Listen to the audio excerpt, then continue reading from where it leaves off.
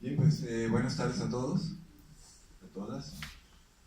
Tenemos el gusto de presentar el día de hoy para nuestro seminario transdisciplinar de investigación en ciencias cognitivas al doctor Rodolfo Bernal Gamboa, a quien tuve el gusto de conocer el año pasado durante el Coloquio Internacional de Ciencias Cognitivas, el cuarto coloquio internacional que organizamos el año pasado y que tendremos nuevamente el próximo año. Es bianual, y me impresionó favorablemente la presentación que hizo en ese entonces el joven doctor, sobre la conducta altruista, decía él, de las ratas. Esto me llamó cantidad, ¿no?, la atención en su presentación, y fue fascinante ver la experimentación con estos parientes nuestros y justamente tratar de entender su conducta en términos morales.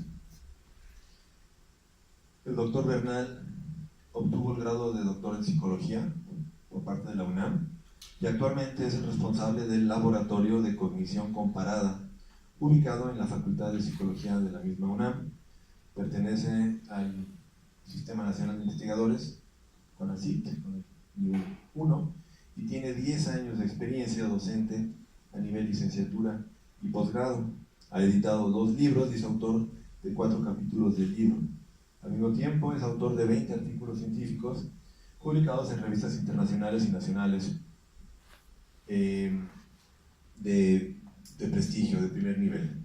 Ha participado como autor en 70 trabajos presentados en congresos internacionales y en 92 trabajos presentados en congresos nacionales, y sus principales intereses de investigación son el aprendizaje asociativo, los procesos de memoria y olvido y las conductas prosociales, temas que pues, nos interesan mucho aquí en este Centro de Investigación en Ciencias Cognitivas, y les pido un fuerte aplauso para darle la bienvenida. Gracias, doctor.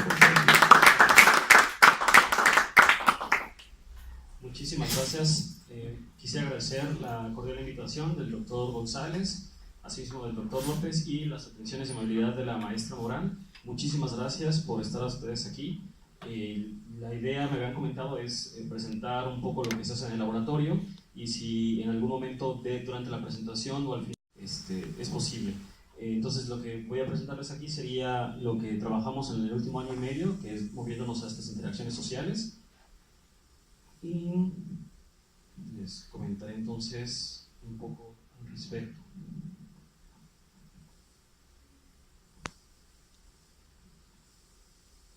Entonces, les comentaba que en el último año y medio hemos empezado a trabajar en estas 2 líneas que tienen que ver con la interacción social.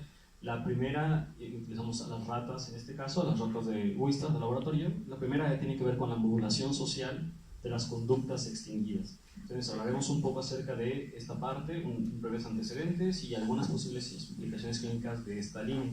La otra línea que tenemos, que tiene que ver con también la modulación social, es con las conductas altruistas. Lo mismo, comentaremos unos breves antecedentes y hablaremos principalmente del paradigma que utilizamos, que es el de conducta de ayuda entre ratas. Lo que venía un poco en la reseña de la charla es que es muy complicado que los animales vivan en el vacío, en completo aislamiento, ¿no? Entonces, para los animales que viven en grupo, los procesos conductuales se llevan a cabo rodeados por otros. Sin embargo, una característica de la psicología experimental es que generalmente se utilizan los paradigmas o procedimientos que tienen que ver con aprendizaje social, o se utilizan únicamente a los individuos para evaluar procesos cognitivos, ¿no? Sin embargo, en años recientes existen varios autores que han retomado el interés por estudiar en los fenómenos que implican comportamiento social. Y lo que les comentaba en esta charla, lo que vamos a hacer es hablar un poco de los procedimientos y las tareas que tenemos en el laboratorio con el estudio de las interacciones sociales, principalmente en la rata cepa Wistar. Entonces, con respecto a la primera línea de investigación, que es la modulación social de conductas extinguidas, les daré unos breves antecedentes para hablar acerca de esto. Hay un fenómeno que se conoce como renovación. Este fenómeno lo que implica es que las conductas, una vez que se activa una conducta, esa conducta puede extinguirse, pero esa extinción no implica desarrollación o un desaprendizaje, sino que lo que sucede es que cambios en el contexto producen que se dé la recuperación de la respuesta, ¿no? La renovación. Es muy cercano a lo que sería la recuperación espontánea, solamente que en este caso se manipulan contextos físicos. En el caso de las ratas, los contextos los vamos a manipular a través de características físicas de las cámaras operantes, que podrían ser patrones visuales, olfatorios, incluso modificamos el tamaño de las cámaras operantes. Hay tres diseños: el diseño de renovación ABA, en el cual lo que sucede es se adquiere una conducta en un contexto determinado, que es el contexto A. Después esa conducta se extingue, pero en un lugar diferente, que es el contexto B, y regresando al sujeto, al contexto original, se observa la respuesta, ¿no? Que sería la renovación ABA. En este caso, como están aquí la representación gráfica. Pero también existen dos diseños que no implican regresar al sujeto al contexto donde aprendió la tarea original. Es el diseño AAB y el diseño ABC. En la renovación AAB, la adquisición y la extinción de la conducta se llevan a cabo en el mismo contexto. Colocar al sujeto en un contexto nuevo, que sería el contexto B, hace que el sujeto recupere la respuesta original, ¿no? En el caso de la renovación ABC, cada fase se lleva a cabo en un contexto diferente. Y sin embargo, al llevar a cabo la prueba en el contexto C, que también sería un contexto nuevo, los sujetos recuperan la conducta o información original. Okay, entonces este sería el ejemplo del AAB. Y lo que se observa es esto, ¿no? Es una adquisición, la extinción, y aunque se observe que hay niveles cercanos a cero en la conducta, el cambio de contexto físico lo que hace es, porque se sigue sin reforzar a los sujetos, lo que produce es que se recupere la respuesta, ¿no? En particular, la renovación, lo que les comentaba, muestra que la extinción no es un desaprendizaje, porque estas conductas, aunque estaban, digamos, eliminadas, vuelven a aparecer, ¿no? Simplemente con probar a los sujetos fuera del contexto de extinción. Una de las cosas importantes de esta línea de investigación es que, debido a que la extinción es la base experimental de las terapias psicológicas, que tratan de eliminar conductas no deseadas o poco saludables, que tienen que ver con, por ejemplo, conductas de comer en exceso, beber en exceso o las autolesiones, entonces se ha propuesto la renovación como un modelo de laboratorio para estudiar las recaídas. Otra cuestión relevante con respecto a la renovación es la propuesta de que existen diferentes estímulos que pueden jugar el papel de contexto. Entonces estarían los contextos externos, como los que comenté al principio, que serían los elementos físicos de una habitación o de un cuarto. También están los elementos internos, que podrían ser el paso del tiempo o los provocados por las drogas. Y también con humanos se han mostrado los contextos cognitivos, ¿no? En tareas de computadora se pide a los sujetos que imaginen ciertos lugares, y eso también produce el efecto de renovación, ¿no? Pero entonces, uno de los intereses que teníamos es tratar de evaluar si podríamos hablar de contextos sociales, ¿no? Ya que los procesos de aprendizaje y memoria pueden ocurrir en presencia de otros. Particularmente, un grupo de personas podría favorecer la recuperación del recuerdo de algunas memorias o de algunos estados emotivos o conductas. Entonces, lo que hicimos fue desarrollamos una tarea en donde pudiéramos utilizar que ratas en grupo podían adquirir una conducta instrumental. En este caso, la conducta instrumental, al ser realizada en el grupo, lo que nosotros pensábamos es que eso podía contar como un contexto social, ¿no? Es decir, que los específicos fueran tomados sin modificar nada en el ambiente, sin modificar ninguna otra cosa más que con quién aprendían la tarea y cuántas ratas se encontraban durante la tarea, ¿no? Entonces, esta tarea que desarrollamos fue la conducta instrumental a buscar y consumir agua azucarada, y la extinción de la misma se realizaba ya sea individual o grupalmente, y después se evaluaba si había una recuperación de la información. En el primer experimento lo que hicimos fue evaluar la renovación ABA, que es la que les decía: adquieren en el contexto A, extinguen en un contexto B, y regresan al contexto original. En este caso, los contextos están dados por aprenden la tarea en grupo, extinguen de forma solitaria y luego las regresamos otra vez con el grupo original. Aquí utilizamos ratas hembras, epahuista, eran 12 por grupo. Estas ratas estaban alojadas en grupos de 4, no hubo privación de alimento, tuvieron acceso libre a comida y a líquidos durante todo el experimento, y se marcaba las ratas diariamente para saber qué rata era la 1, la 2, la 3, la 4. En la cola se hacía una pequeña marca con marcador. Y la sesión experimental se corría aproximadamente a las 10 de la mañana.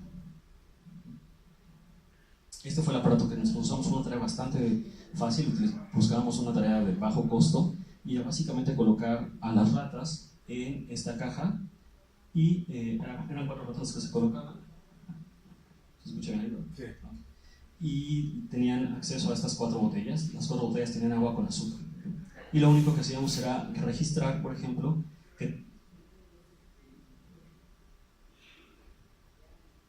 lo que registrábamos era el número de veces que la rata permanecía tocando el chupón, ya sea con la nariz, con la boca, con las patas delanteras, y además lo que hacíamos era pesar antes y después de cada sesión las botellas para saber cuánto había consumido. Entonces, el diseño experimental que utilizamos fue, les decía, aunque aquí es ABA, lo único que cambiamos tiene que ver con el contexto social o el número de ratas presentes. Entonces, en la adquisición era que estaban en un grupo de 4, los dos grupos adquirían la conducta así. En la extinción se hacía de forma individual, ambos grupos, y después en la fase de prueba, que en la fase de prueba también les dábamos agua con azúcar. Lo que hacíamos era probábamos en grupo o continuaban en su contexto social individual. Y estos son los resultados. Aquí tenemos la adquisición, no hubo diferencia entre los grupos. Lo que tenemos aquí es el tiempo en el que estaban tocando el chupón, como les decía, ya sea con la nariz, con las patas delanteras o con la boca. Va incrementando conforme avanzan las sesiones, y en extinción ya no había agua con azúcar, entonces vemos que hay un decremento en tocar los chupones con las patas o con la boca, ¿no? Pero sin embargo, en la fase de prueba, les decía, volvimos a llenar las botellas con agua con azúcar. Aunque estaban las botellas llenas, solamente las ratas que regresan al contexto social original empiezan a tener otra vez la conducta de tocar el chupón, mientras que las ratas que estaban en el contexto social de extinción mantienen niveles bajos, ¿no? Y esto, aquí les muestro los niveles de consumo. Lo mismo pasa en las primeras 5 sesiones, pues el consumo se va incrementando conforme avanza la sesión. En extinción no tenemos consumo porque las botellas estaban vacías. Pero si ustedes se dan cuenta, en la fase de prueba, aunque todavía hay agua con azúcar, las ratas que están de forma solitaria beben menos que cuando se regresan al contexto social original, ¿no? Cuando vuelven a estar en grupo. Entonces, eso podría explicarse también, digamos, como por facilitación social, ¿no? No necesariamente es como un contexto que ayuda a recuperar el aprendizaje original. Entonces, lo que hicimos en el experimento 2 fue tratar de evaluar esta hipótesis. En este caso, lo mismo tenemos las ratas que estaban alojadas como en el experimento que les acaba de mencionar. Los aparatos que utilizamos fueron los mismos, pero el cambio que hicimos fue en el diseño experimental. En este caso, lo que hacíamos es, el grupo ABA, que es donde esperábamos la recuperación, aprendían en grupo, extinguían de forma individual y después volvían a presentarse en grupo en la prueba.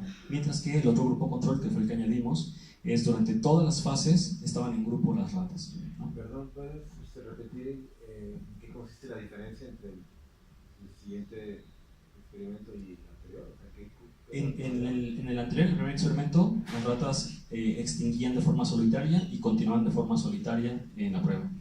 Y en este caso, el grupo control es donde todas las condiciones están en grupo. Y lo que tenemos en los resultados es esto, lo mismo, la adquisición. Ustedes pueden ver que aumenta sin ningún problema en ambos grupos. Después la extinción, aquí aunque es de forma individual o grupal, la extinción también se da de la misma forma. Y lo interesante es que cuando volvemos a ponerles las botellas con agua, con azúcar, están en grupo los dos. Sin embargo, solamente el cambio de contexto social se da entre extinción y prueba, es decir, lo extinguen de forma individual y luego se prueba de forma grupal, es el único que muestra la recuperación de la información. Lo mismo pasa en el consumo. En el consumo vemos que en la fase de prueba, a pesar de que las botellas están llenas con agua con azúcar, que los dos grupos de ratas están, digamos, con sus amigos ratas, solamente beben más los que tienen el cambio de contexto social, ¿no? En el experimento 3 lo que quisimos evaluar fue si el cambio de contexto social se daba incluso cuando se utilizaban ratas con las que no se había aprendido la tarea de forma original. Entonces, las utilizaban igual ratas en las mismas condiciones, pero en este caso lo que se hacía fue probarlas. Ajá. ¿Se regresa? Sí, es que dice 12 por grupo arriba. Ajá. Y luego dices grupos de 4, son 24. Deberían ser 6 grupos, ¿no? Son 4 grupos. Y arriba tienes 12 por grupo. No, son dos grupos, el ABA y el AB, y los grupos experimentales tienen 12 ratas, pero están alojadas en cajas de 4. Ajá. Ajá. O sea, divididas En cada 3. grupo en 3. Exactamente, justo. Solo, les decía, en este caso lo que hicimos fue, en lugar de probarlas en grupos de 4, las probamos en parejas, para justo evaluar esta parte de las nuevas ratas, ¿no? Ahora les explico un poco más el diseño. Entonces lo que teníamos es, en el contexto A, es, digamos, la rata que había sido marcada con el color negro aprendía con la rata que había sido marcada con el color rojo, ¿no? Lo mismo en el grupo ABB. En la fase de extinción se hacía una extinción de forma individual, un cambio de contexto social, y después en la prueba a la rata que es marcada con negro se le probaba pero con la verde, por ejemplo, ¿no? Era una rata que no había estado entrenada, no había estado junto durante la adquisición original, pero era un contexto social diferente, porque en extinción eran individuales y en la prueba eran parejas, ¿no? Pero por eso le ponemos la letra C. Es un contexto social distinto a los anteriores utilizados, ¿no? Mientras que el grupo control se llevó a cabo la extinción de forma individual y la prueba también fue de forma individual. De la misma forma, en la fase de prueba se los volvió a rellenar las botellas con agua con azúcar, ¿no? Y lo que vemos, ¿no? Tener la adquisición sin ningún problema, la extinción se da, pero lo mismo. Las ratas que incluso están ahora con ratas nuevas, digamos, con compañeros nuevos, como hay un cambio de contexto social entre extinción y prueba, muestran otra vez la recuperación de la respuesta, ¿no? Lo mismo pasa en el consumo.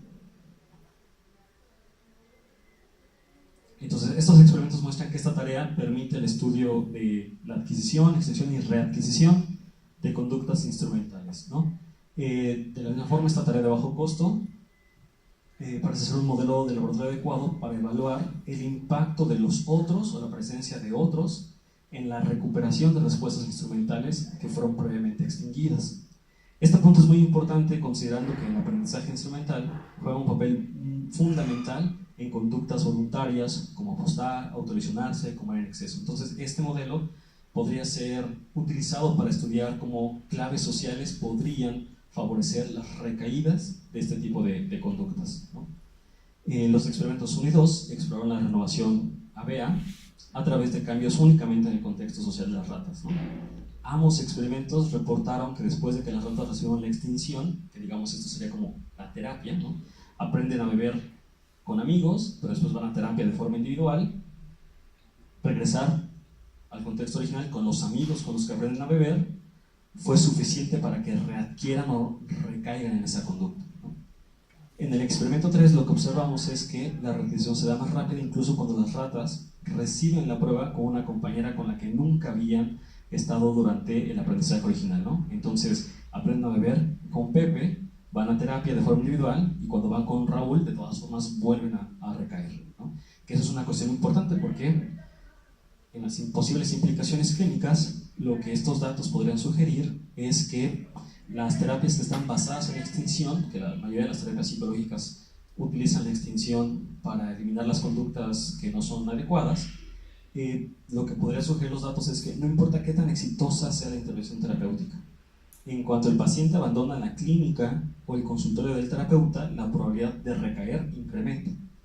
Y la recaída podría ocurrir con viejos amigos o con nuevos amigos, ¿no? Entonces eso hace muy sensible esta situación de mantener las conductas que se adquieren en terapia para evitar, por ejemplo, beber en exceso o fumar en exceso. Habría que tomar en cuenta el contexto social, ¿no? Sin embargo, los datos también muestran que en los datos del experimento 2 muestran que las ratas que reciben la prueba en presencia de sus compañeros de extinción recuperan más lento la conducta, ¿no? Que es el grupo donde todas las condiciones estaban en el grupo de las ratas. Entonces esto podría sugerir que si aprendes a beber con tus amigos, la mejor forma de evitar recaer es ve a terapia con tus amigos, ¿no? Entonces esto sugiere que el contexto social por sí mismo puede también ser un factor muy importante para reducir o evitar las recaídas. Hasta aquí dudas, comentarios con esta parte de lo que vemos comentado, ¿no? La otra línea de investigación que tiene que ver con la interacción social es lo que nosotros comentamos como modulación de conductas prosociales. Entendiendo las conductas prosociales como estas conductas que se generan para beneficiar a otro. En términos de la prosocialidad, simplemente sería una conducta que beneficia a otro y que al que emite la conducta no le cuesta nada. Pero nosotros nos vamos a centrar en lo que tiene que ver con altruismo o conductas de ayuda, que son conductas que se hacen para beneficio de otro, pero sí tienen un costo para el que lo emite, ¿no? Entonces, desde la teoría evolutiva, lo que sugiere es que hay una relación importante entre todos los animales, y esto sugiere que hay una continuidad de procesos psicológicos entre los mismos, ¿no? Por tanto, se ha aceptado que procesos como el aprendizaje, la memoria y la resolución de problemas son compartidos entre los humanos y otros animales. Sin embargo, con respecto al altruismo, este consenso no queda muy claro, ¿no? Por ejemplo, algunos autores han sugerido que esta discontinuidad se debe a una particular interpretación de la teoría propuesta por Darwin. Es decir, existe cierto tipo de difundir la teoría evolutiva que parece que fomentar una única visión del mundo en donde todo es un campo de batalla, siempre hay competencia y entonces solo hay ganadores y perdedores. Desde esta perspectiva, que es la más difundida, no existe lugar para conductas prosociales. Adicionalmente, se podría interpretar que los humanos somos buenos a pesar de nuestros genes egoístas, entendiendo el altruismo entonces como una innovación cultural específica de nuestra especie, ¿no? Que es una de las cosas que más ha comentado Richard Dawkins. Sin embargo, hay estudios complementarios que muestran la existencia de conductas prosociales. El gran problema de estos estudios es que son costosos, es muy complicado que los investigadores tengan acceso a primates no humanos y las tareas son muy complicadas, ¿no? Y luego se lleva mucho tiempo en el entrenamiento. Entonces, la rata ha sido el modelo de laboratorio que ha catapultado otra vez el estudio experimental de conductas altruistas en mamíferos no humanos, ¿no? La rata tiene muchas características que lo hacen un buen modelo para esto. Es un ser social, como lo vimos en los experimentos anteriores, además que se han reportado muchos fenómenos de, por ejemplo, imitación, incluso hay reportes que muestran que hay estados afectivos en las ratas generados por cosquillas, ¿no? Entonces esto hace que las ratas sean un buen modelo para poder estudiar fenómenos de interacción social.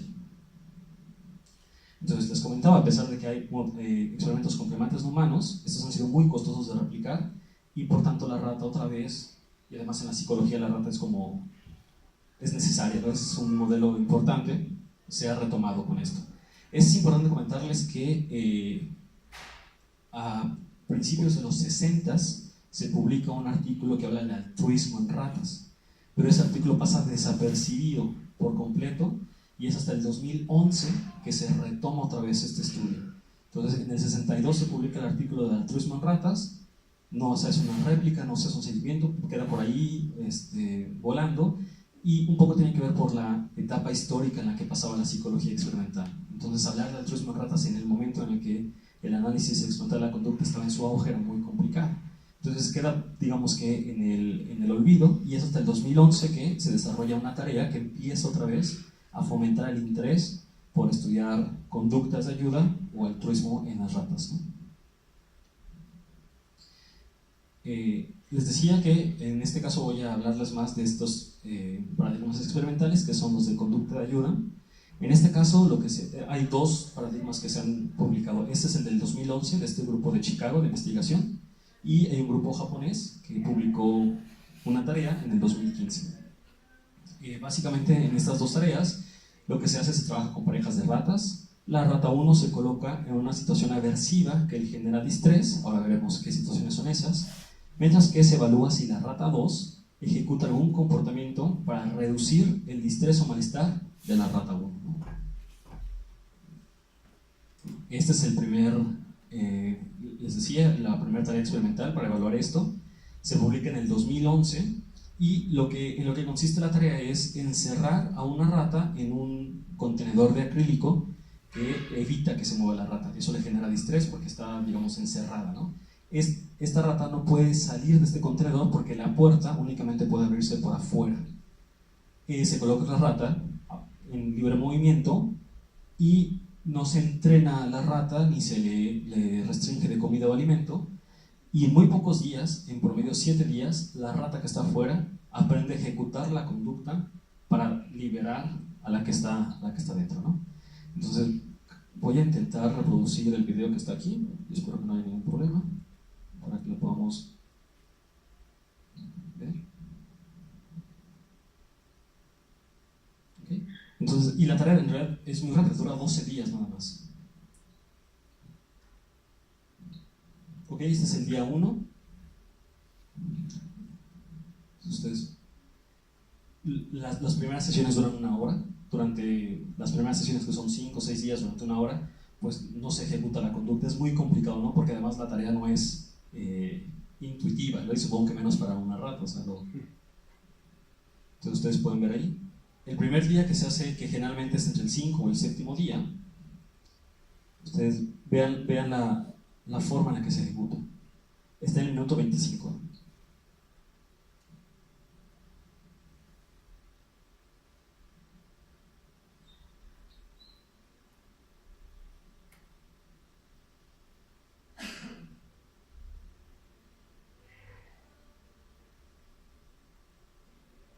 ¿Ok? Ahí la abre, las dos se quedan como...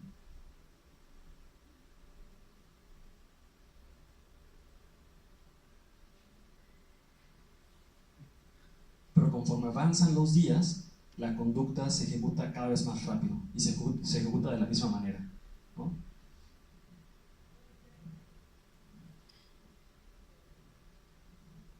Ese es el último día, el día 12, y ustedes pueden ver, no pasa ni 1 minuto y la rata ejecuta la conducta.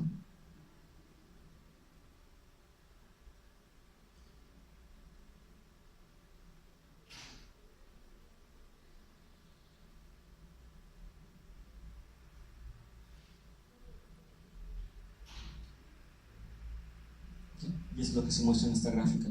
Conforme pasan los días, cada vez es más rápida la ejecución de la conducta de ayuda.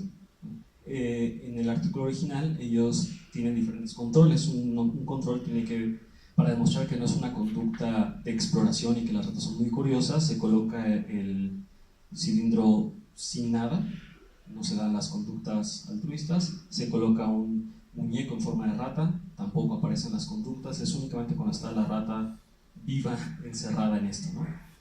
De forma interesante, tienen en este artículo original tienen un grupo interesante, tienen un recipiente como les mostré aquí, dentro de una rata, y enfrente tienen otro recipiente, pero dentro del recipiente hay chocolates, ¿no? Hay pequeños Hershey's. Lo que hacen las ratas, en promedio, es primero liberan a esta y después comparten los chocolates, lo cual es muy interesante porque desde la perspectiva en donde uno asume que los recursos son limitados, pues esta parte de compartir, o sea, si tú puedes tener más chocolates que la otra persona, pues sería como lo que iría más adecuado con la idea de esta parte, ¿no? Y en este caso, no, la ganancia. exactamente, y en este caso, digamos, la rata altruista pierde ganancia, ¿no? Al menos en lo de los chocolates, porque lo que desde siempre promedio las ratas hacen es, primero liberan a esta y después, entre las dos, comen chocolates, ¿no? Ese es el primer paradigma que se utiliza y desde que usamos en el laboratorio, pero también está este otro que se publicó en el 2015, este es del grupo de investigación de Japón, y lo que sucede en este es, la situación de distrés es sumergir a una rata en agua, ¿no? A las ratas no les gusta el agua y entonces se les coloca en este lado, que lo grabaron en el video, tiene agua, y lo que sucede es en otro lado donde la plataforma es mucho más alta y está seca, esta otra rata tendría que ejecutar una conducta de abrir esta puerta para permitir que esta pase del lado mojado al lado seco, ¿no? De la misma forma, en este caso las ratas no están privadas de alimento y en muy poco tiempo se observan las conductas de apertura de esta puerta, ¿no? Voy a pasar el video.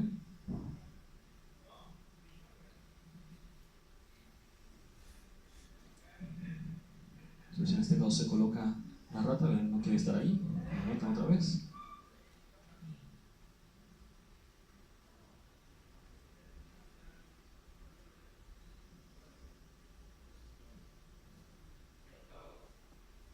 Y entonces, en este caso, por cuestiones éticas, solo puede durar 5 minutos la sesión experimental. Se abre o no se abre la puerta, no puedes dejar la rata ahí todo el tiempo. Y solamente el agua les puede llegar por el pecho, no puede estar más allá de eso. Sin embargo, es suficiente como para que se ejecute esta conducta. Y ustedes pueden ver aquí, el número de aperturas de la puerta incrementa conforme pasan los días, ¿no? En este caso también se han hecho grupos control, pero que eso comentaremos más adelante con respecto a la investigación que hemos hecho en el laboratorio. No sé si hasta aquí hay alguna duda o comentario con respecto a las tareas experimentales de la conducta de ayuda. Sí, Okay. voy a preguntar, ¿en la anterior? ¿El primero? Sí, la anterior diapositiva. Dices que aprueban solamente 5 minutos la inmersión en el agua. Ajá. ¿Cómo lo determinan? ¿Hay un comité de ética que Sí, aprueba?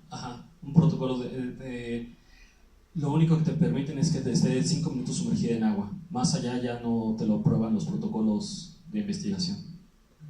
Pero es una como regla general para ratas, digamos, en agua, o es en situación de estrés 5 minutos, o es en México 5 minutos. No, en situación de estrés, porque se utiliza la piscina de Morris, que también lo que hacen es una piscina que está llena de agua, que le ponen color de leche para que se vea todo blanco, y dejan que la rata esté nadando para encontrar una plataforma. Entonces solamente bajo esa situación se dan más tiempo, pero igual las sesiones los ensayos, por mucho duran, por mucho 8 minutos. Entonces los dejas ahí que estén nadando, 8 minutos, sacas a la rata, la secas y ya la vuelves a colocar, ¿no? Pero tiene que ver, por ejemplo, con el hecho de que si duplicaras el tiempo, por ejemplo, ya las pones en peligro de muerte. Claro, porque se cansan al nadar, y la otra es la temperatura corporal, porque la temperatura en la que se debe tener el agua es al medio ambiente. No se puede poner más fría ni más caliente. Entonces más tiempo de eso sí ya les ya afecta. Okay. Y de hecho después por ejemplo, en este caso que ustedes vieron que abre en el video la rata la puerta, en ese caso si no han pasado los 5 minutos se vuelve a meter a la rata en el agua. Y ya una vez que terminen los 5 minutos se tiene que secar a la rata, dejarlos muy seca para que justo no le dé ningún problema respiratorio después. ¿Y esta dictaminación la hace un comité de ética de manera particular para el experimento, o ya existe un protocolo? El protocolo, te decía, empieza desde las piscinas de Morris, que se utiliza este procedimiento para medir navegación o aprendizaje espacial, y de ese protocolo, que más o menos fue como por a finales de los 80s, 90s, ya se adaptó a que apenas se publicó en el 2015. Ajá. No sé si mencionas que si las ratas eran pareja, creo que sí. Ok. Tanto en este procedimiento como en el anterior son parejas que viven juntas. Son ratas que viven juntas. Son dos macho y hembra, ¿no? Pueden ser macho y hembra, o hembra y hembra, o macho y macho. La condición es que se conocen. Otra pregunta, cuando empezaste la exposición, mencionaste que la solución del agua con azúcar era al 15%. Sí. ¿Y por qué? Bueno, eso por ejemplo en nuestro laboratorio es el parámetro en el que encontramos que a las ratas es muy reforzante esa solución. Entonces, y más como en la tarea que mostré, no tienen que hacer nada, solamente beber. Lo que buscamos es que estuvieran pegadas al chupón, ¿no? Porque lo que queríamos era que tuvieran una adquisición alta para que después pudiéramos eliminar esa conducta. Con el 15, a las ratas les gusta mucho el azúcar, les gusta cuando tienes una solución al 15% de azúcar, les gusta un montón, y es casi igual, les gusta casi lo mismo que cuando tienes una solución al 0.4% de sal. Entonces, les gusta también el agua con sal, pero poquito, más que el agua normal, a eso me refiero. O sea, si les pones a escoger entre agua sola, agua con sal y agua con azúcar, en nuestro laboratorio esos son los parámetros que tenemos para que beban un montón con agua salada o con agua con azúcar. Entonces, estos experimentos como han tenido como ciertos argumentos tanto a favor como en contra. Dado lo novedoso de los paradigmas, todavía se sabe poco acerca del mecanismo, es decir, qué permite que las ratas ejecuten la conducta, qué factores están involucrados. Entonces, una de las cosas que queremos hacer en el laboratorio es empezar a explorar todo esto, ¿no?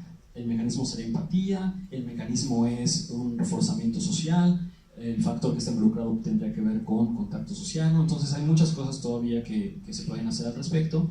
Una de las cosas que se ha criticado más es que las dos tareas son nuevas y que únicamente se han reportado en los laboratorios en donde se generaron. Entonces que falta no se sabe si esta tarea puede ser válida o que si hay se pueden replicar bien esos datos, ¿no? Entonces lo que nosotros hicimos fue, para empezar con esto de las tareas, empezar a replicar la tarea que les acabo de mostrar de la piscina, y además empezamos los experimentos que les mostré utilizan Sprodoli. Entonces nosotros queríamos ver si era específico de una cepa o que este tipo de conductas podría observarse de forma más general. Nosotros utilizamos las ratas Wistar, ¿no? Lo que les decía, como se ha criticado la novedad de la tarea, nosotros quisimos replicarla en nuestro laboratorio. Y además, una cuestión que también han criticado del experimento anterior que les he dicho es que en este caso, los autores mencionan que se moldea la conducta de abrir la puerta, ¿no? Entonces, algunos autores han comentado que probablemente, o sea, que no están seguros que la conducta sea de ayuda porque ha sido moldeada previamente, ¿no? ¿Pero qué significa moldeada? Que se les pone, por ejemplo, un poquito de azúcar o jalea para acercar a las ratas a la puerta y que poco a poco con su movimiento ellas la abran. Exactamente. Entonces, no sé por qué, porque aún no me queda claro, uno de los argumentos más fuertes en esta área es que para que hablemos del altruismo deben ser conductas espontáneas.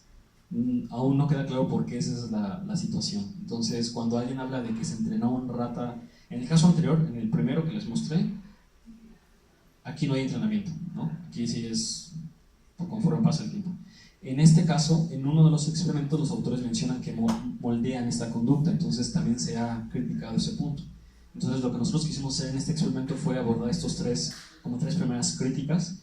Entonces, nosotros lo que hicimos no las entrenamos, sino lo que hicimos fue utilizar señalamiento. Un humano simplemente señalaba la puerta y se daba como para favorecer que la rata pusiera atención, solamente se le indicaba en dónde estaba la puerta, ¿no? Se hizo, digamos, facilitación social, ¿no? Solo se le mostraba dónde el estímulo importante, digamos.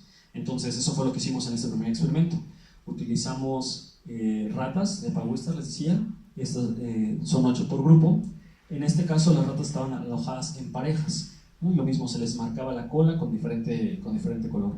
Una de las ratas tenía que ser la rata rescatadora y la otra es la rata a la que se tenía que salvar, ¿no? Lo mismo, las ratas no fueron privadas ni de alimento ni de líquidos, estaban saciadas y la sesión experimental se llevó a cabo a mediodía.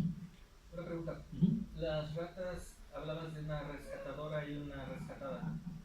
A la rescatada siempre hacía, en los ensayos, siempre hacía la función de rescatado, podían intercambiarse los roles. Ahora vamos por allá. Al principio sí solamente era la función y después intercambiamos los roles.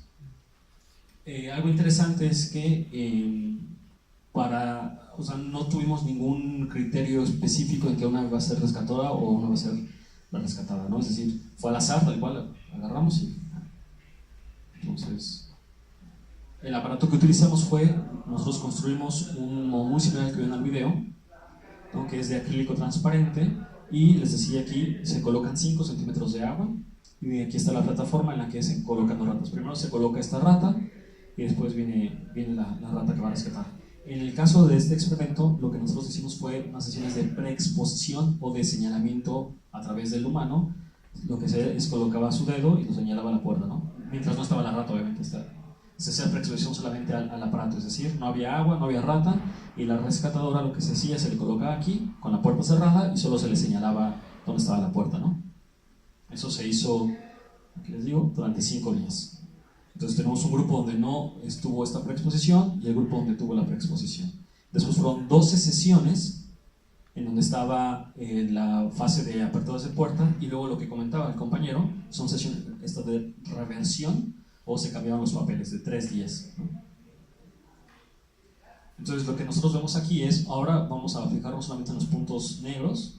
Perdón, ¿sí? ahí donde dices los 3 días, Ajá. cada rata se turnaban, ¿no?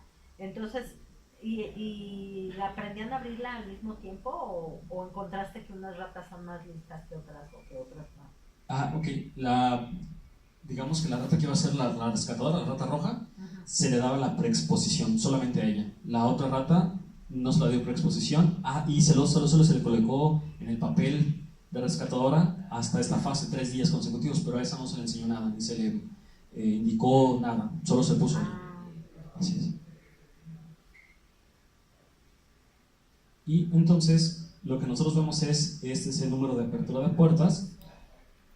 Desde la sesión 3, como ustedes pueden ver, empiezan las ratas que recibieron simplemente señalizar dónde estaba la puerta, empiezan a abrir, mientras que las ratas que no reciben ni el moldeamiento ni se les señalaba la puerta, solo se les colocaba ahí, no aprendieron a ejecutar la conducta. De forma interesante, las ratas, cuando se cambian los papeles, estas ratas, las del punto blanco, abren mucho más rápido, se dan cuenta desde la sesión 1. Es decir, pareciera que, como ellas ya vivieron el estrés de estar ahí, al cambiarlas de lugar, abren mucho más rápido la puerta, ¿no? Porque ustedes se dan cuenta, en el día 3 ya tienen las aperturas de puertas, que las primeras ratas lo lograron hasta el día 7 casi.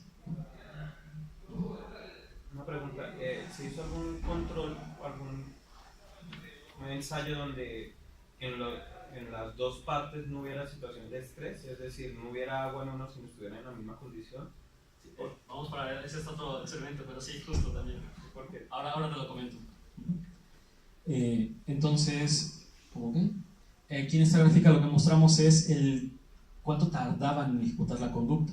Las ratas que no recibían lo de el señalamiento de la puerta no ejecutan la tarea, mientras que las otras, ustedes pueden ver, conforme avanzan las sesiones, cada vez lo hacen más rápido. Lo interesante otra vez es que en la parte de cambiar los papeles, lo hacen también muchísimo más rápido desde el día 1, las ratas que antes habían estado en la parte del agua. Entonces, de este experimento que realizamos en el laboratorio, lo que vamos a comentar es que la tarea desarrollada por el grupo japonés es una tarea que se puede replicar, que no tiene mayor inconveniente, y que no es necesario un experimentamiento explícito, únicamente con la facilitación, digamos, social de enseñar dónde estaba porque hay que también tomar en cuenta que esta situación no es muy intuitiva, ¿no? Y como no se le refuerza nada, como no está privado de alimento, lo único que, digamos, motivaría eso es ver a la otra rata como dentro del agua, ¿no? Entonces, les comentaba, hay varios puntos de vista que están encontrados en esta parte. Hay autores que comentan que las ratas abren la puerta o que ejecutan la conducta de ayuda debido a una motivación empática, ¿no? A una capacidad de, pues, digamos, ponerse en las patas de la otra rata, ¿no? Mientras que hay otro grupo de autores que comentan que no es empatía ese mecanismo, ¿no? Que puede ser cualquier otra cosa. Entonces, de hecho, este grupo de autores que propone una hipótesis alternativa, ellos comentan que las ratas ejecutan la conducta no por empática, sino porque quieren tener contacto social con la otra rata que está enfrente, ¿no? Entonces, en el 2014, este grupo de autores, liderado por Silverberg, lo que hacen es un experimento en el que notan que la ejecución de la conducta está modulada por la consecuencia de lograr tener contacto con la rata atrapada. Lo que hicieron fue, utilizaron un procedimiento muy similar al que les mencioné en la primera parte, pero en lugar de que cuando las ratas ejecutara la conducta de ayuda, esta rata no salía aquí, sino que salía a otra sección de una caja, entonces no tenían contacto. Entonces, en este caso, los investigadores lo que hicieron fue colocar aquí un sensor que cuando la rata lo tocaba con la nariz, abría la puerta, pero abría la puerta de este lado, la puerta trasera, digamos, y esta rata salía a otro lugar donde no tenían contacto. ¿Se acuerdan que en el video en cuanto abren, estaban jugando? En este caso, cada que se abría la puerta, la rata no tenía contacto con la otra. Entonces ellos se dieron cuenta que cuando sucedía ese tipo de situación, esta rata dejaba de ejecutar la conducta de ayuda. Entonces ellos dicen que esto explica que se ejecuta la conducta porque tienen el contacto, no porque no porque se perciba que éste está en distrés. Sin embargo, lo que nosotros hicimos en un experimento fue tratar de evaluar contrastar estas dos hipótesis. Entonces, lo que hicimos fue justo preguntarnos si las ratas abren la puerta para estar cerca de sus compañeras o las ratas abren la puerta por una motivación empática. Y realizamos el control que el compañero acaba de comentar. Lo que hicimos fue, utilizamos las ratas, como ya les había comentado, bajo las mismas condiciones, el mismo aparato, pero esto fue nuestra modificación en el diseño. Durante la sesión de la apertura de puertas, este grupo se mantiene la rata sumergida en agua, mientras que a este grupo se mantiene una rata de este lado, pero no está sumergida en agua, es decir, están en una situación de no estrés, digamos, ¿no? Entonces, si las ratas ejecutan la conducta de abrir la puerta para estar en contacto con la otra rata, en ambas condiciones deberíamos tener la conducta de ayuda. Sin embargo, si las ratas ejecutan la conducta porque ven una situación de distrés en esta, solo esta condición debería mostrar la conducta de apertura de puertas. Y eso fue lo que encontramos. Las ratas que se colocan cuando no hay agua, no hay apertura de puerta. Y les comento, en ambos les dimos la preexposición, o sea, no fue cuestión de eso, fue... Mientras que las ratas que tenían a su compañera sumergida en agua, ustedes pueden ver que empiezan a diferenciarse desde el día 4 y como repasan los días incrementa el número de apertura de puertas. Lo mismo pasa con la latencia. Las ratas que estaban en presencia de otra rata, pero que la otra rata no estaba, pasan los días, lo hacen cada vez más rápido. Entonces, con este experimento, es inconsistente con lo que proponía Silverberg, ¿no? Las ratas no abren la puerta por querer estar cerca de sus compañeras. Pareciera que abren la puerta por una motivación empática, ¿no? Y esto es consistente con los datos que les mostré en el primer experimento, que es lo que comentaba el compañero, hacer el cambio de papeles. Cuando se hace el cambio de papeles, esta rata, que durante los primeros 12 días estuvo sumergida en el agua, al colocarla aquí, es mucho más rápida en la ejecución de la conducta de ayuda, ¿no? Que es lo que les comentaba, pareciera ser que como ella ya vivió esa parte, pues ya sabe que eso es algo malo, entonces se apura a hacer la conducta de ayuda, ¿no? Estos resultados, junto con los que les comenté previamente, de que la conducta solo se ejecuta en presencia de una rata que necesita la conducta, van en contra de la hipótesis del contacto social, ¿no?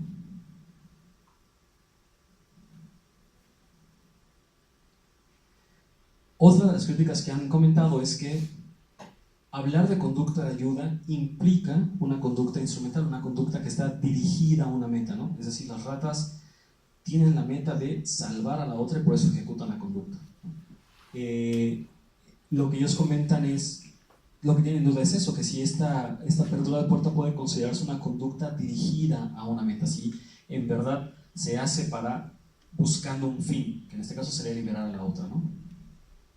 Entonces, lo mismo, este autor, Silverberg, reportó que las ratas continúan realizando la conducta de ayuda incluso en situaciones en que dicho comportamiento no funciona. Es decir, él trataba de extinguir la conducta y la conducta no se extinguió. Lo que sucedía es, las ratas ejecutaban la conducta actual del sensor, pero ya no se abría ninguna puerta. A pesar de eso, las ratas seguían tocando el sensor. Entonces decía Silverberg, no se extingue la conducta, no es sensible a la consecuencia, o sea, no ejecutan la conducta para liberar a la otra. Esa es la crítica que hace este autor. Entonces señala esto, que la persistencia de estas ratas en ejecutar la conducta sin consecuencias, porque no se liberaba la otra, sugiere incompatibilidad con el mecanismo empático, ¿no? Ya que si la conducta de ayuda, que en este caso es el contacto con el sensor, estuviera reforzada por la liberación de la rata atrapada, las ratas libres deberían dejar de emitir dicha respuesta. Lo que nosotros tratamos de evaluar también en este caso fue, nos dimos cuenta que había una cuestión importante dentro del método de este autor, ¿no? Y es que el autor le dio 5 veces más exposición a las ratas a la tarea experimental, mientras que en el artículo original solo se les daba sesiones de 12 días a las ratas. Este autor llegó a casi 60 días. Entonces lo que nosotros hipotetizamos fue que esa variación podría favorecer que la conducta de ayuda se convirtiera en insensible a sus consecuencias, porque se convierte en un hábito, ¿no? Que es una cuestión también importante con respecto a esto de las adicciones, que una vez que se convierte en hábito, aunque fumes y ese cigarro te produce algún malestar, como ya es un hábito, ya no es sensible a esa devaluación, ¿no? Entonces lo que nosotros estábamos pensando era eso, que más bien se debía a una situación de la cantidad de entrenamiento, que las ratas continuaban ejecutando la conducta a pesar de que estuvieran extinguiéndose, ¿no? Entonces lo que hicimos fue en este caso utilizar la tarea desarrollada por los primeros autores, que ya les comenté, y en este caso lo que hicimos, teníamos unas ratas con entrenamiento corto y unas ratas con 3 veces más entrenamiento, que es el entrenamiento extenso, y después probamos a las ratas de ambos grupos en una situación con el contenedor vacío. Lo que esperábamos es que si la cantidad de entrenamiento tenía alguna influencia en esto, las ratas con entrenamiento corto no deberían abrir la puerta, mientras que estas, como ya son insensibles, como se hizo un hábito abrir la puerta, la abren incluso cuando no es necesario abrirla, ¿no? Porque no hay nadie ahí. Y lo que tenemos es esto. Las sesiones, aquí están las blancas, son el grupo corto, empiezan adquieren la conducta. Las que tienen el entrenamiento extenso, ustedes pueden ver, también adquieren la conducta, y después en la fase de prueba, aquí abajo están las aperturas del grupo que llevó un entrenamiento corto, es decir, no abrieron la puerta. Mientras que las otras, pues, aunque ya no había rata en la primera sesión, continuaban abriendo la puerta, ¿no? Lo mismo pasó con la latencia, ¿no? La latencia en la fase de prueba de las de entrenamiento corto pues es altísimo porque no abren la puerta, mientras que en la primera sesión de prueba, las ratas con entrenamiento extenso, con el hábito de abrir la puerta, generan casi la abren inmediatamente, la colocan, no hay ninguna rata ahí y la abren, ¿no? Entonces estos datos mostraron que al inicio de la fase de apertura la conducta de ayuda es sensible a la consecuencia, ¿no? Podemos decir que es una acción dirigida a una meta, que en este caso sería liberar a la otra rata. Mientras que un mayor entrenamiento produce que el comportamiento altruista se convierta en un hábito. Entonces digamos que es una conducta insensible a la consecuencia, que tal vez podría ser que cuando nosotros ayudamos a alguien, aunque ya no nos digan gracias, ¿no? Lo seguimos haciendo. Los presentes resultados muestran que los datos de Silverberg no descartan la participación de la empatía, sino que pueden explicarse debido al establecimiento de una conducta habitual o un hábito.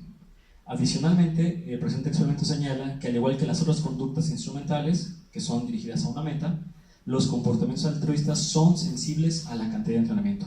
Poco entrenamiento, mucho entrenamiento implicaría que tan altruista podría estar ejecutándose la rata, podría ser, ¿no? Y ahora lo que estamos haciendo es desarrollando un procedimiento retomado de un artículo que se publicó en el 2015, pero en este caso lo que se hace es evaluar una conducta totalmente prosocial. Es decir, en los paradigmas que les mostré antes era una cuestión altruista porque la rata 1 le costaba ejecutar la conducta para ayudar a la rata 2. En este caso, la rata 1 no pierde nada por ayudar a la otra. La tarea es más o menos así. De este lado se coloca la rata, que sería, digamos, la rata actriz. Se levanta esta guillotina y se deja que la rata coja cualquiera de esos dos lados.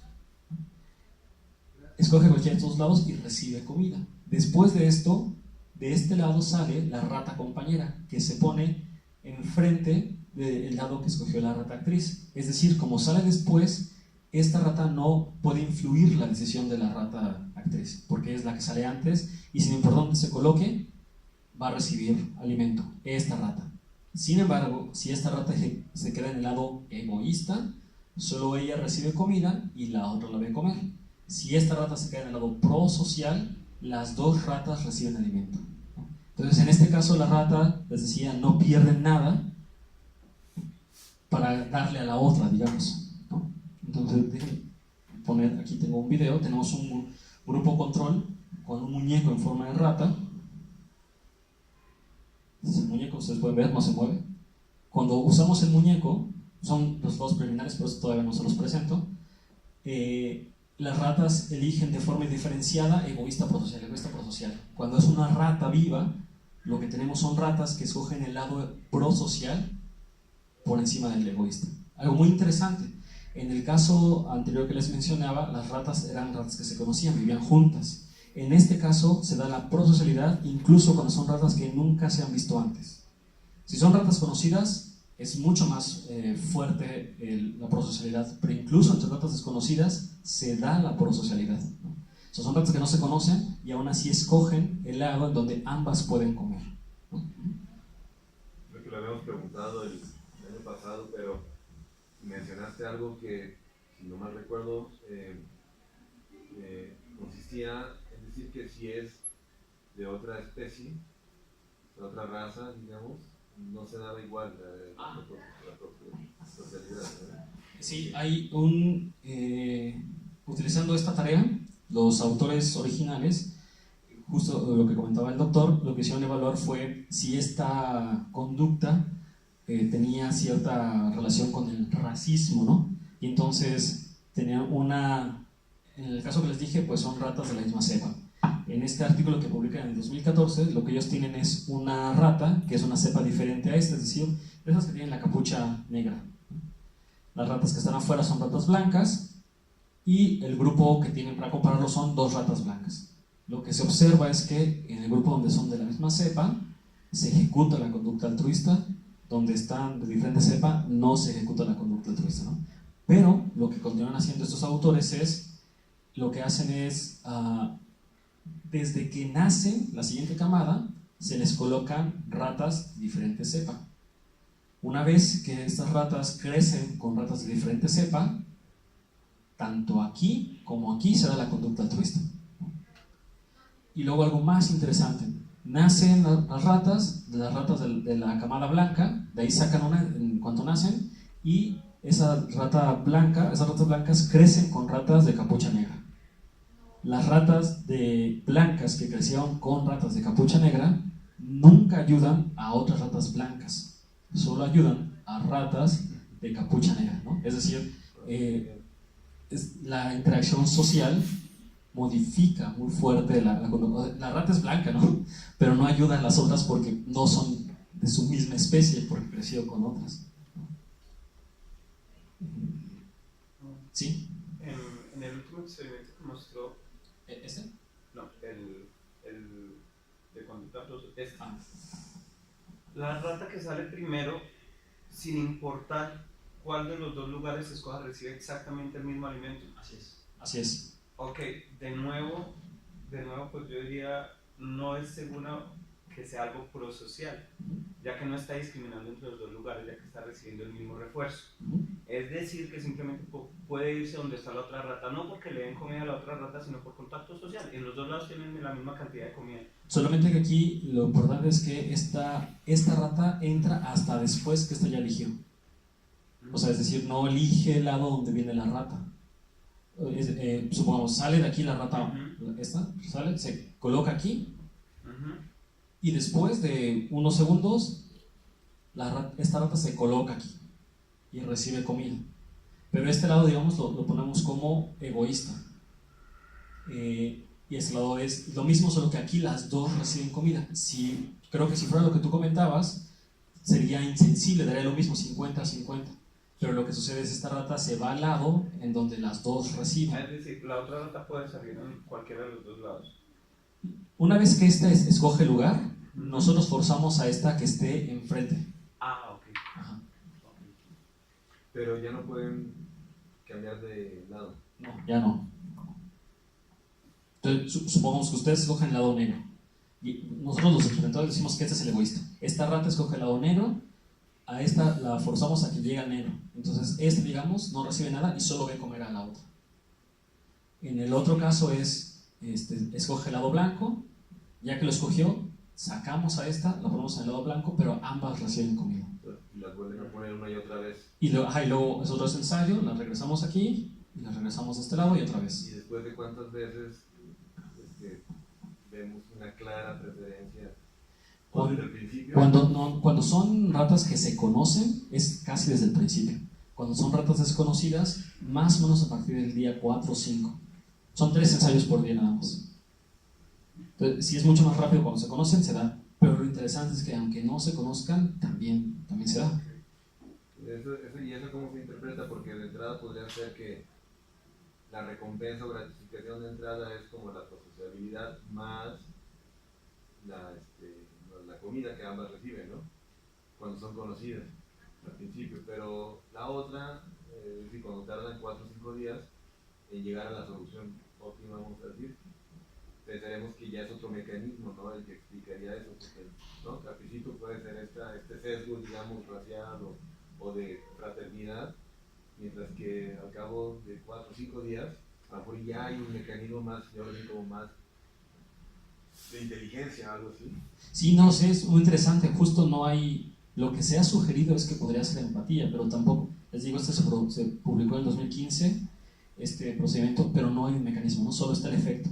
Justo falta como decir qué es lo que está detrás, por qué se da de esa forma. Cuando no se le da, por ejemplo, a la otra rata en el lado egoísta, ¿hay algún tipo de conducta de sufrimiento de la que no recibe? O sea, no sé, a lo mejor como ver a un niño pobre ahí detrás de una vitrina, ahí, algo así, o no sé. Cuando no recibe nada, está muy pendiente de esto, ¿no? Está como así, mendigando. Sí. No sabemos, pero justo no sabemos si eso podría ser, o también la otra opción. Ahora eso crea estrés en esta otra. Exacto, no. Una de las cosas que queremos hacer es comprar un registro de vocalizaciones y tratar de medir eso, tratar de ver si cuando pasó de esto, las vocalizaciones de estas son de que me está viendo comer, me incomoda, a lo mejor lo voy a dar, ¿sí? No, sería muy interesante ver eso. En realidad, todavía el mecanismo en este modelo también nos gusta mucho porque como no se genera distrés en las ratas, es mucho más, tiene más posibilidades. Claro, exactamente. Apenas lo empezamos bueno, lo construimos y apenas todavía tenemos unos piloteos, no tenemos todavía datos tal cuales, por eso no se los voy mostrando, pero la idea es justo tratar eso y en un futuro ver si se puede hablar como de una batería de empatía o prosocialidad en ratas, ¿no? Es decir, que pasen por esta y si son aquí buenas, también tendrían que ser buenas rescatando en la otra y también tendrían que ser buenas rescatando. O sea, queríamos ver si eso puede ser también, se puede hablar en algún futuro, por eso diferentes tareas nos ayudarían en eso. Y de esta forma yo creo que nos podría dar más sentido para poder llegar al mecanismo, ¿no? El por qué sucede. Una cuestión que también hemos platicado, pero aún no lo hemos realizado, es si aquí es un ratón en lugar de una rata, ¿no? O sea, habría prosocialidad en especies diferentes. Eso también es una cuestión que nos gustaría explorar, aún no tenemos eso. Lo que sí tenemos, pero igual también son datos que apenas están corriendo esos grupos, es nosotros tenemos esta tarea y aquí está, estas ratas no se conocen y empiezan a tener la prosocialidad, ¿no? Después colocamos estas ratas en esta tarea y no se conocen y aún así abren la puerta, pero no abren la puerta para pelearse. Cuando las ratas les falta la fase en la que fueron amigas al principio, abren la puerta pero para pelearse. Pero cuando les damos primero esta opción y luego las pasamos a la otra, se abre la puerta pero no se pelean. No juegan pero no se pelean, serían así.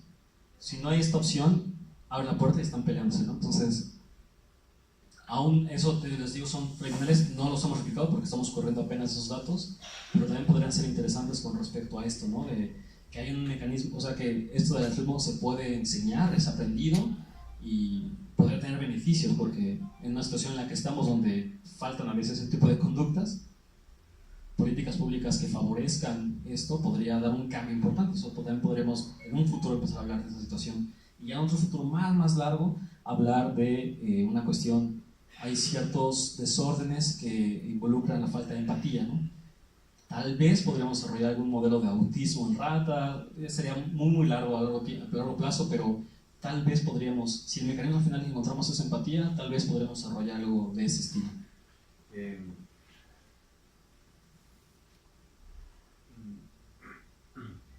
La pelea se podría considerar también de cierta forma una conducta prosocial, ¿no? En el sentido de que hay gente, por ejemplo, que está en pareja o siempre peleando, digamos, pero es una manera de socializar y de tener atención, ¿no? Entonces, ¿ustedes cómo distinguirían, digamos, conducta prosocial altruista de conducta prosocial agresiva, pero de alguna forma también social, ¿no? O no se interpreta la pelea como prosocial? Sí, aún no sabríamos cómo interpretar eso. Estábamos justo en esa duda, porque sí, es una forma de interactuar, seguro. Lo que no sabemos es por qué se da bajo ciertas circunstancias, ¿no? Porque sin esta cuestión previa se da la pelea, y es parte de lo que también yo creo que nos faltaría evaluar. Y ponerle una ratita joven o a un niño, rata, ¿también dispararía una conducta más de empatía o no necesariamente? Probablemente. En este caso la ventaja o desventaja que tenemos es que usamos solo ratas hembra. Entonces se ha visto que sí hay una diferencia entre géneros. No lo hemos hecho, pero si una cuestión que podríamos hacer es poner ratas, digamos, jóvenes, muy jóvenes, y que las ratas hembras sean más prosociales que ratas macho, por ejemplo. Podría ser una forma en la que también podemos evaluar eso. Lo que sí hemos notado es que es mucho más fácil que se den las conductas altruistas si ya llevan mucho tiempo conviviendo las ratas. Eso seguro, ¿no? Cuando son ratas muy jóvenes y que llevan conviviendo un mes, cachito, tardan un poco más en hacer las tareas. Cuando llevan más tiempo, 5 o 6 meses, es mucho más fácil que se dé. Entonces, eso también es algo que no lo hemos comentado porque no tenemos todavía los datos de la comparación, nos faltan los grupos, pero sí es notorio que la convivencia favorece. Sí, porque hasta en los cambios raciales y todo, eso es lo que exactamente prevalece, ¿no? Exactamente. Yo volviéndome al primer experimento que hizo, esto de la extinción y eso, no sé si lo explicó, pero me queda la duda, no pueden haber explicaciones cuando se extingue la conducta y se recupera socialmente. No puede haber una explicación de pronto de condicionamiento de segundo orden, donde lo que pasó es que está asociando la sociedad el grupo con su recompensa y por eso es que lo repite, o también un aprendizaje vicario, un modelamiento, este tipo de explicaciones, más que como el recaer porque estoy en lo social, es como otros tipos de aprendizaje que se hicieron previos con lo social. ¿No puede ser ese tipo de explicaciones? ¿Hubo más grupos control para evitar eso? Sí, el grupo control que utilizamos para esta parte que comentas fue en donde teníamos en todas las condiciones vivían en grupo, bebían en grupo, que es este de aquí. Entonces, por ejemplo, si fuese algo vicario, haría falta que una sola rata empezara y las demás, ¿no?, lo empezaran a imitar. Pero incluso en este grupo, donde siempre se iban juntas, se conocían, había como esta asociación del grupo con algo positivo en la primera fase, pero después eso cambia en la segunda fase. Aún así no se da la recuperación. Entonces por eso creemos que tiene que ver con una cuestión más de que las personas si tienen una asociación con estos recuerdos o conductas que disparan que puedas tener, ¿no? Un poco lo pensábamos de forma, si a alguna persona le gusta mucho, no sé, usar cocaína, ¿no? Si está su abuelita presente, no va a ser no se va a antojar tanto la cocaína, ¿no?, que está con sus amigos. Entonces, creemos que tiene que ver con esta cuestión de que hay personas, hay amigos que disparan cierto tipo de conductas, que es más fácil hacer cierto tipo de conductas que con otros miembros de tu círculo social. Sí, es que de pronto me perdí ahí en los varios grupos. No sé si hubo alguno donde haya aprendido en grupo, se extingue individualmente y luego se vuelve a poner en grupo, pero ese grupo no hace esa conducta, no la hace. Es decir, llega un grupo nuevo, de pronto sí conoció algo, pero es un grupo nuevo que no está acostumbrado a apalancar por el agua con azúcar. Entonces, como ese grupo no lo hace, la rata que ya tenía exista esa cuestión, ¿vuelve a hacerlo o no lo vuelve a hacer? ¿O sí está ese grupo?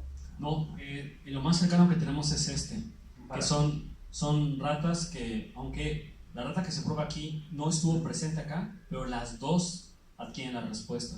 Pero este grupo que tú comentas sería muy interesante porque sería colocar aquí una rata que nunca ha estado entrenada, que nunca ha estado, y no sabemos, eso sí, no tenemos ese grupo. Por lo mismo que digo del condicionamiento de tal vez lo que pasa es que es de la asociación de varios estímulos dentro de lo que se encuentra estar en grupo, y la palanca, eso es lo que hace que... Sí, no, ese grupo nosotros no lo tenemos, pero sería interesante realizarlo.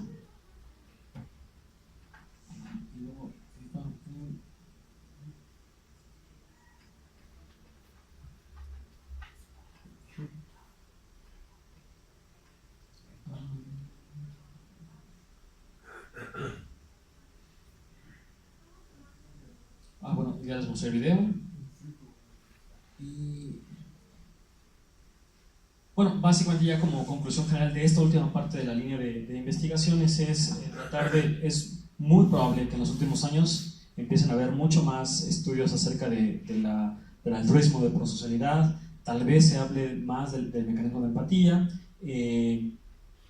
y hay un autor que comenta, esto, ¿no? Que es muy probable que no seamos los únicos seres en sentir empatía. Comprender esto va a cambiar nuestra manera de contemplar a los restantes seres vivos y aumentar nuestro sentido de responsabilidad como custodios de la tierra en la que convivimos, ¿no? Y por mi parte sería todo. Muchísimas gracias.